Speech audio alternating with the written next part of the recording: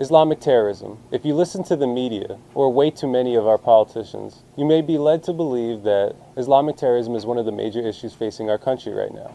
However, the stats certainly do not bear this out in the least. For instance, statistically, Islamic terrorism only makes up a small percentage of terrorist attacks in the United States. In fact, the chances of one actually being killed by Islamic terrorism in the United States is really small. According to anti-media, on average, only 3.2 Americans die at the hands of Islamic terrorism per year.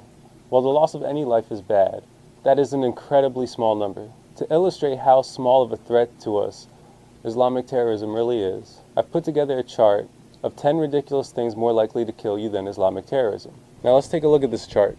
These names are things that are more likely to kill you than Islamic terrorism. And I want you to think about whether or not these are things that you are really afraid of. For instance, according to the numbers, you are 3 times more likely to be killed by Christmas trees than you are by Islamic terrorism. 3 times. Are you scared of Christmas trees? I mean, a lot of us willingly let them into our homes, right? Let alone the country. So if you fear Islamic terrorism and you're a rational person, then you should be 3 times as scared of Christmas trees as you are of Islamic terrorism. And look at the other names on this list. Armed toddlers, elevators, dogs, lightning. Now lightning, yeah, that's scary. Anyone would be scared of lightning if you actually got hit by it. But we know that the chances of being hit by lightning are so small.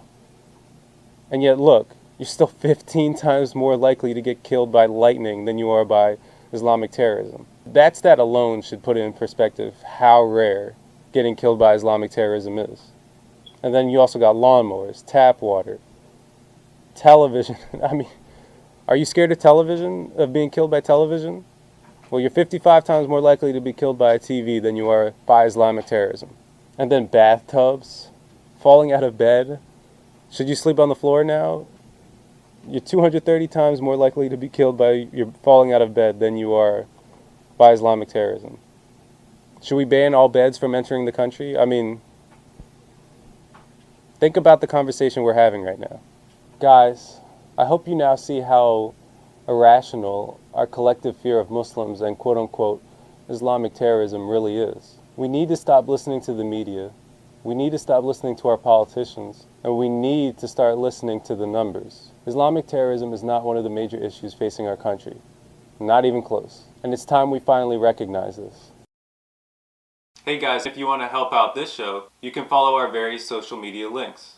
Also, we have a Facebook group that you can join as well. And if you want to follow me on social media, you could do that as well. Alright guys,